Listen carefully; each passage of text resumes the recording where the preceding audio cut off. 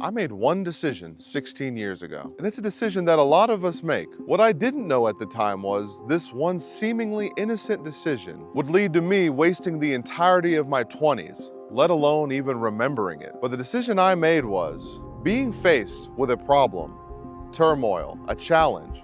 I ran to drugs and alcohol versus facing my problem. But through the last year of being sober, the clouds have cleared, and it has given me a unique perspective to look back on that period and learn from it. So if I had a time machine, these are the 5 things I would go back in time over 15 years ago and tell myself now that my 20s are nearly over. Lesson 1. Don't avoid the hard conversations with yourself. So 16 years ago, I was about 12 years old. So something happened, my mom pissed me off, a girl may have rejected me. All I know was I hated the way that I felt, so I decided to smoke weed. I believe this was the first time that I met God. I'm serious. All I know is, in that moment, I was okay standing right where I was, feeling how I was feeling, not afraid of the unknown. For the first time ever in my entire life. So I was gonna make sure that I felt that way all the time, running and escaping from anything that had to do with emotional responses. Look, if you're anything like me, I come from a Middle Eastern background. My parents don't know shit about emotional intelligence. They couldn't even handle their own emotions. So how are they gonna tell me how to handle mine? If I could go back and give that young version of me any advice, the first thing I would tell him is sit down, take a second. What is that emotion you are trying to avoid so desperately? And answer it honestly. What are you so afraid of? So this is a technique that I've taken up on a daily basis almost. When I feel flustered and those thoughts start spiraling and I don't know what the fuck is going on in my head, I have this nice little violet journal that I pull out, open to the new fresh page, and write down exactly what I'm feeling. What am I thinking about? This isn't a therapy session. It's just figuring out, are those thoughts you're thinking real? Is anything that you're feeling actually legit? Is what's in here happening out here? That's it. 9 times out of 10, it is not, I have come to find out. But here's the scary thing about drinking and drugging at such a young age. It works really well for a long time, until the ripe age of 20 rolled around into my life. Lesson number 2, in my experience, your 20s especially are not going to be linear. It's going to be up and down like hell. You're trying to figure out who you are and what direction you're going. So don't expect this concept that you keep hearing of balance. Not gonna happen. The thing is, you're still quite young. You still feel bulletproof, nothing can fuck with you. But for me, I knew in my head I had hit a milestone. I was no longer a teenager. And whether I said it out loud or not, I knew life was moving along, whether I was joining for the ride or not. However, I quickly blotted out that thought with a fat ass blunt, so didn't worry about it at the time. So I'm like 21, 22. I'm still pretty YOLO, but a couple of years into college at this point, and still continuing the same behaviors when faced with difficulties at home, difficulties at school, difficulties in life in general. Numb me the fuck up, get me out of here. Not trying to deal with it. However, a lot of traumatic shit has happened at this point. My parents got divorced, so I hated them. I didn't lose my virginity till I was 18 because I hated myself deep down. I almost killed my stepdad. Fuck that guy. All the while, numbing myself before, during, and after. What I've come to realize is I wasn't there during those events because I had stopped my emotional maturity at the age of 12. Thinking about divorce, extreme fights, rejection, and the more severe that it gets as you get older. What 12-year-old could handle that and come out okay? Because instead of learning and growing from them, I took myself out of them and basically deleted them from existence. Or so I thought. Now, how can we use these events to our advantage instead of letting them control our life? Take a moment to think about one of the events that's still affecting you to this day. Instead of getting so wrapped up in how it affected you and how it screwed you up, take a second to sit back, look at it from a third-person point of view, and what can you learn from that event? What lessons can you take away and make sure that either it never happens to you again or happens to somebody you love? Look, I'm not saying this isn't gonna suck. It's supposed to suck.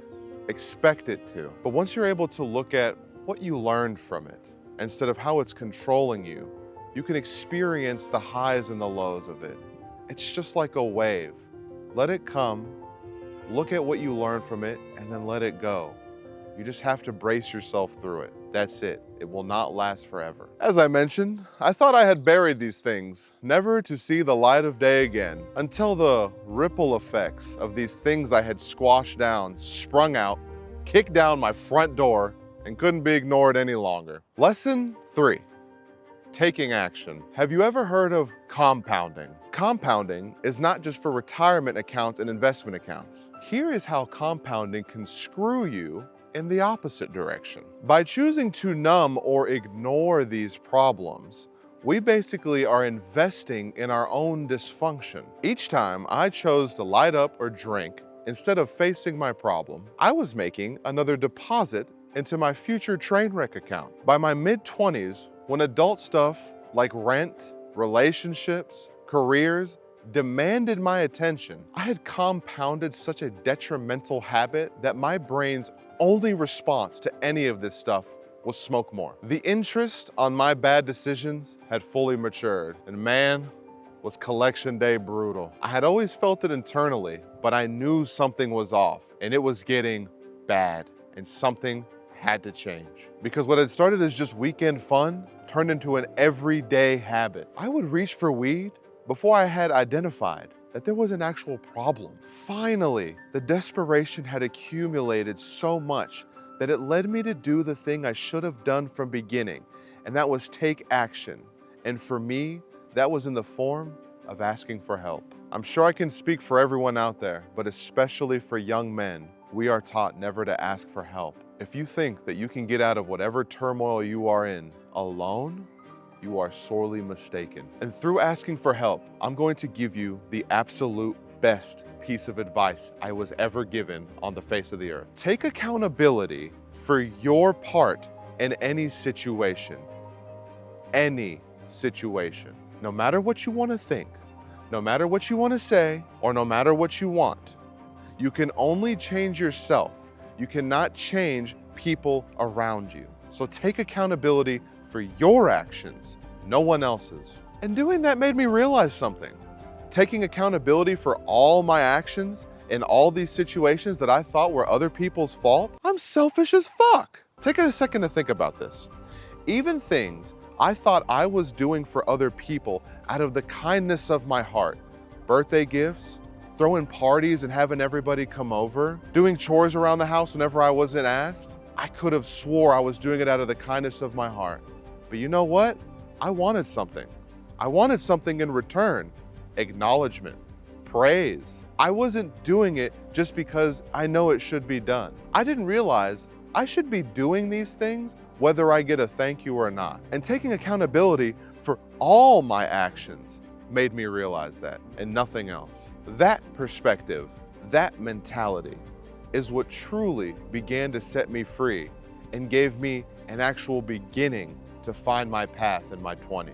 Once you start taking some action and taking some accountability, you will see that life has a pretty funny and twisted way of giving you gifts that you never even know you needed. And soon enough, with those principles and a little bit of willingness, I would shift from a 6-year master degree in cybersecurity into an industry that an introvert like me would have never dreamed I could accomplish. Lesson 4, an open mind and a little willingness. Although my life had turned a new page, I had a lot of catching up to do, and finding my direction at 27 was not easy. Still being new into the sober life and trying to be a good person, at this point I had a very convoluted way of thinking still. How do I get a shit ton of money as fast as possible? So I stumbled upon a very interesting industry you might have heard of called life insurance, particularly burial insurance. Although I was doing okay, I was so tunnel visioned on how much money I should be making, I didn't give a shit about my customers at the time. The amount of money I was bringing in was not sustainable, so I got desperate.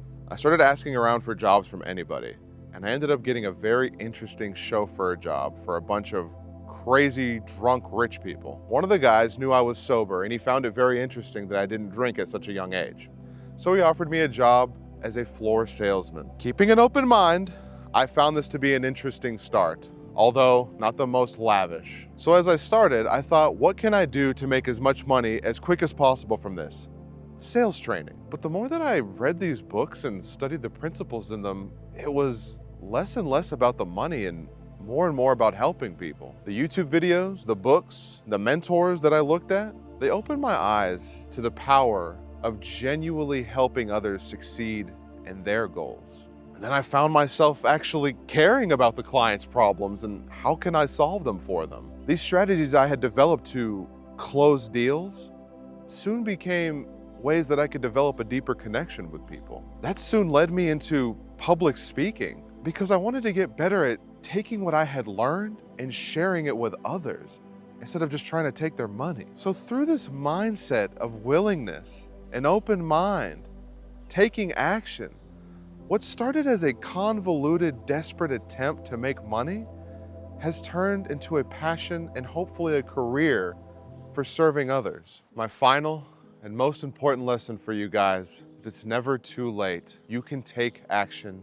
now. Not even a year ago, I was where you are, maybe right now, watching videos. Seeing everybody ultra successful on YouTube, social media, I thought it was too late. I'm just gonna stay out of the way and end up being another nobody. I stopped watching and wishing, and most importantly, I stopped thinking so goddamn much and moved. The moment I stopped trying to predict every outcome, the moment I let go of the wheel was the moment that my life changed forever. And so can yours. I decided that I'm worth it, and so can you. And now, my sole mission with this channel is to help the past version of me, and even if only a few people find value in what I'm saying, then it is all worth it. If you want to see how content creation actually changed my life and sparked this shift, watch this video right here. Thank you guys.